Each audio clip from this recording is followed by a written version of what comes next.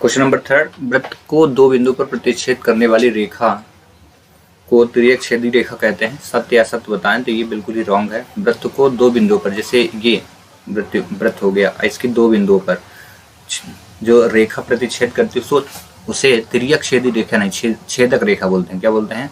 छेदक रेखा। ये 10 चैप्टर का है, फिल इन द ब्लैंक्स आप रट लें। उसी में से क्वेश्चन काफी इस बार आए, कम से कम 4 क्वेश्चन आए हैं फिल इन द ब्लैंक से, लेकिन उसको क्या कर दिया है, फिल इन द ब्लैंक्स ना दे करके थ्योरिकल बना दिया गया। ठीक है, दूसरा क्वेश्चन देखें, इसमें क्या दिया है। दूसरे क्वेश्चन पे एक निश्चित घटना की प्रायिकता एक होती है, तो बिल्कुल ये सत्य है, बिल्कुल ट्रू।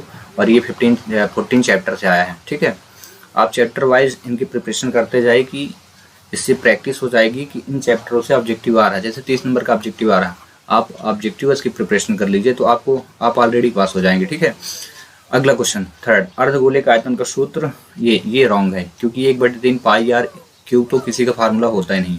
ठीक है ना, अर्धगोले का जो आयतन का सूत्र होता है वो 2/3 होता है, 2/3 पाई आर क्यूब होता है। ठीक है, तो ये गलत हो गया है।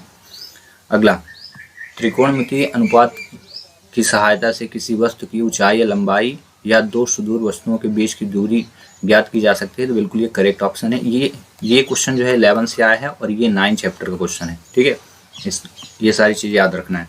तो आपको जो मैं चैप्टर वाइज बताते जा रहा हूँ, तो आप उनको उन चैप्टरों पे जाना है जो भी किताब आप रखे हैं या कि परीक्षा अध्ययन वगैरह रखें, उससे आप पढ़ सकते हैं fill in the blanks objective, या कि आप बुक से पढ़िए उतना ही काम हो जाएगा।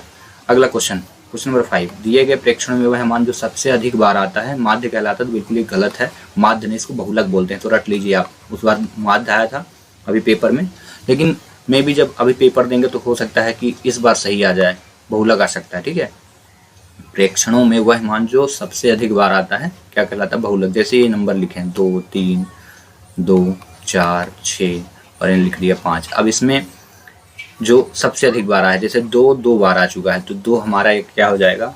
बहुलक कहलाएगा। ठीक है, माध्य नहीं। अगला क्वेश्चन 6, और ये क्वेश्चन जो आया है ये आपके 13 चैप्टर से आया, स्टैटिक्स से। किसी प्रयोग की सभी प्रारंभिक घटनाओं की प्रायिकता का योग 1 होता है। तो बिल्कुल ये करेक्ट आंसर है। ठीक है, ये आपके 14 चैप्टर के समरी से आया है। तो आपको फिल इन द ब्लैंक्स और समरी पे ज़्यादा फोकस करना है। ठीक है, चलिए क्वेश्चन नंबर अगला देखते हैं। इंग्लिश मीडियम वाले आप यहाँ पे लगा लें, हिंदी मीडियम का कहा जाए कि ट्रू फॉल्स देख करके आप इनको क्लियर कर लें। अगला क्वेश्चन नंबर 4 में मैच द कॉलम करना है। पहला क्वेश्चन है sine square 25 plus cos square 25 की वैल्यू क्या होगी?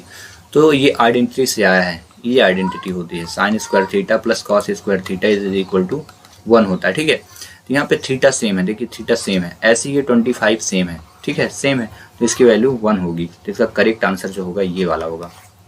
ठीक है, सी नंबर tan थीटा। तो tan थीटा बराबर क्या होता है? 1 कॉट थीटा, या कि 2 फार्मूले होते हैं tan थीटा के, ध्यान रखें।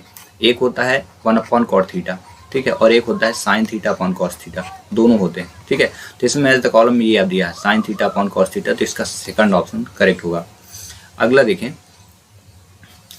अगला क्वेश्चन नंबर इसी का 3, sec square theta minus 1 is equal क्या होता है? तो ये होता है, देखो आंसर क्वेश्चन जो है स्क्वायर में पूछा है, तो आंसर भी इसका स्क्वायर वाला होगा, क्यूब वाला नहीं होगा।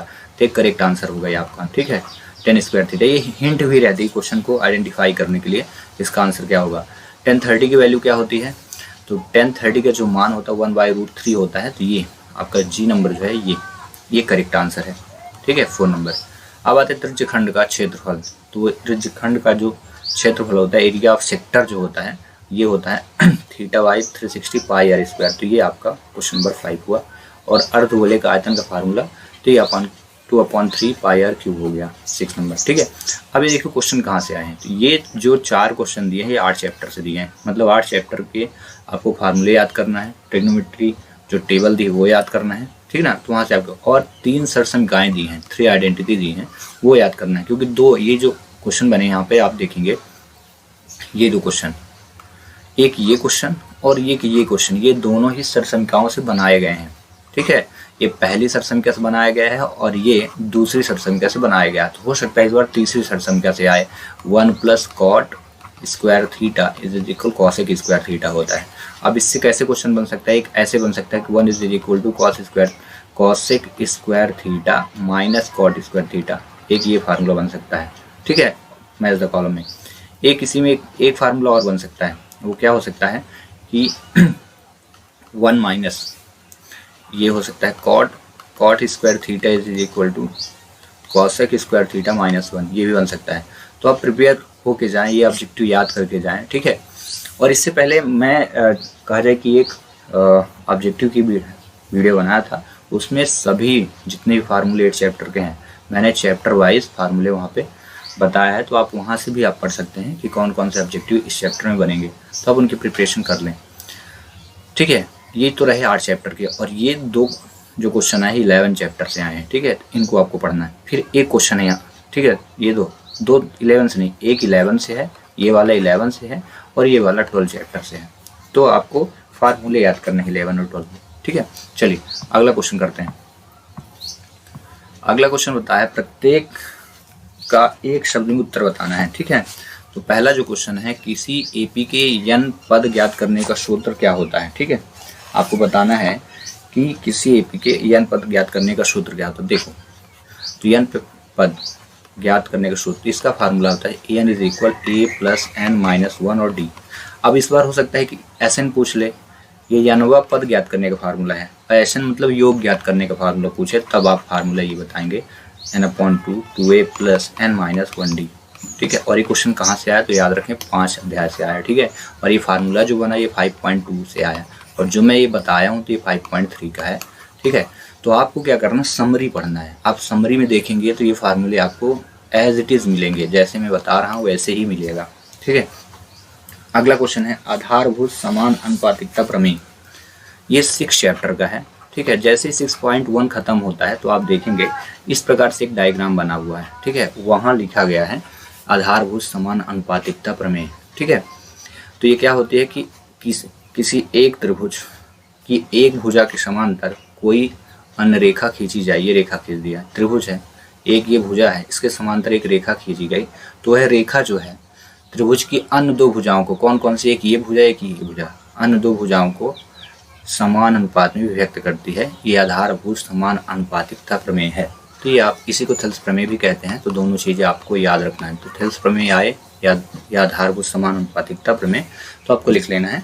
और कहा जाए कि बुक वाली डिफिनेशन के लिए आप 6.1 की स्टडी करें, ठीक है। 6.1 थ्योरम जो है उसकी आप प्रिपरेशन कर लें, तो आपको बुक की पूरी थ्योरी आपको पता चलेगी, ठीक है।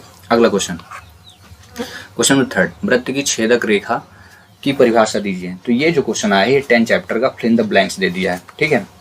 तो आप डायरेक्ट 10 चैप्टर ओपन करें और वहाँ से पूरा फिल इन द ब्लैंक्स के अकॉर्डिंग आप याद कर लें, ठीक है। तो वृत्त को 2 बिंदु, छेदक रेखा क्या कहलाती है, ये वृत्त हो गया, अब ये काट दिया। तो वृत्त को 2 बिंदुओं पर प्रतिच्छेद करने वाली रेखा को छेदक रेखा कहते हैं। इस चीज़ को याद कर लेना है, ठीक है। ये अकॉर्डिंग टू एक्सपीरियंस मैंने आपको बताया, ठीक है।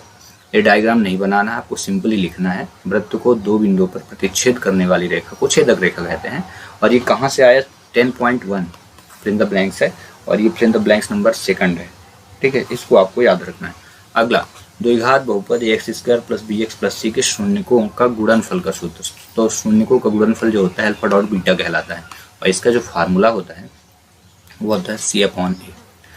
अब देखिए क्वेश्चन में पूछा शून्यकों का गुणनफल का सूत्र, तो जरूरी थोड़ी ना है कि गुणनफल ही आएगा, इस बार योगफल दे सकता है, अल्फा + बीटा ये योगफल है -b/a।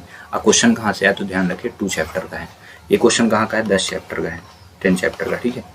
तो आपको हर एक चैप्टर की समरी याद करनी पड़ेगी, क्योंकि क्वेश्चन वहाँ से आ रहा है। अगला क्वेश्चन, वृत्त के स्पर्श बिंदु की परिभाषा। तो ये जो स्पर्श बिंदु है ये 10 चैप्टर का है और 10.1 का है, ठीक है।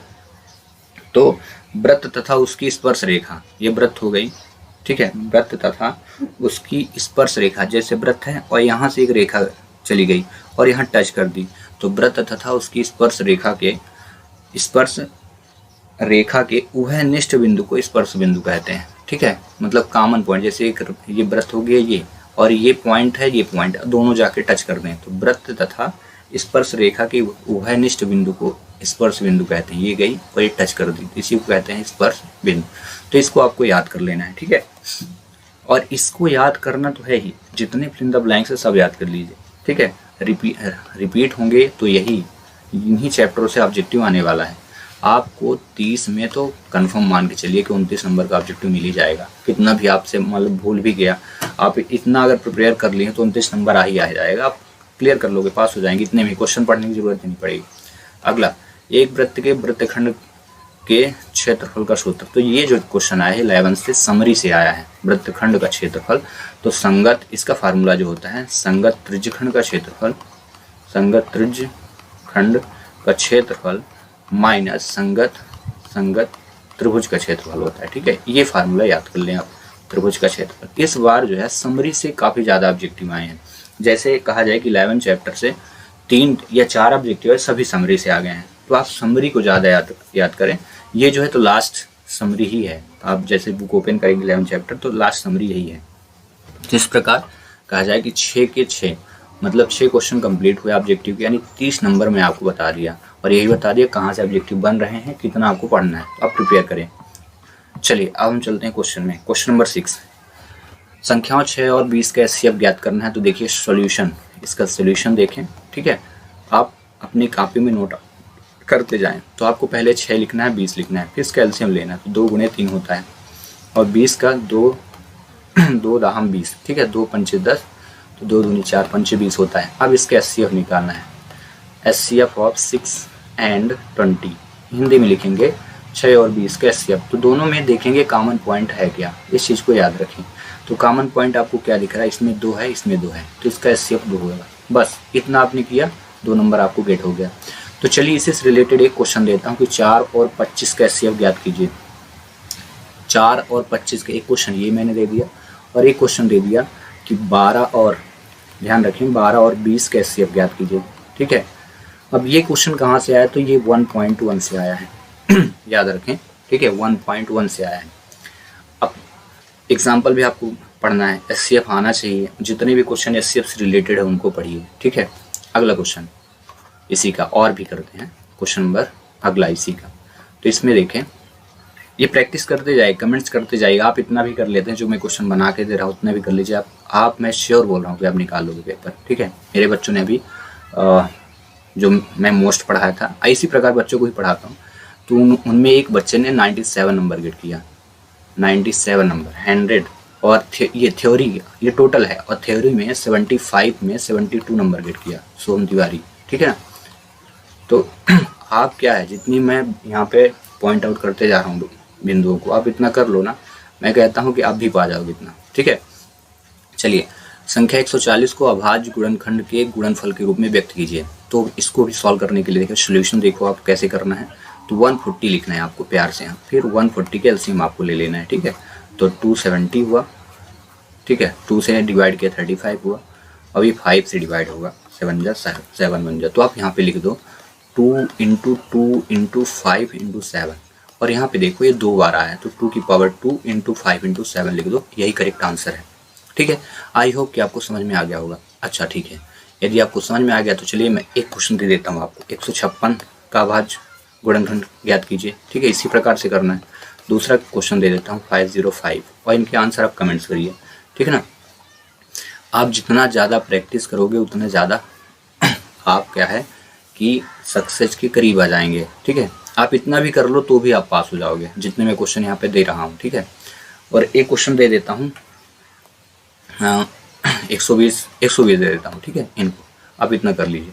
चलिए हम क्वेश्चन नंबर करते हैं 7।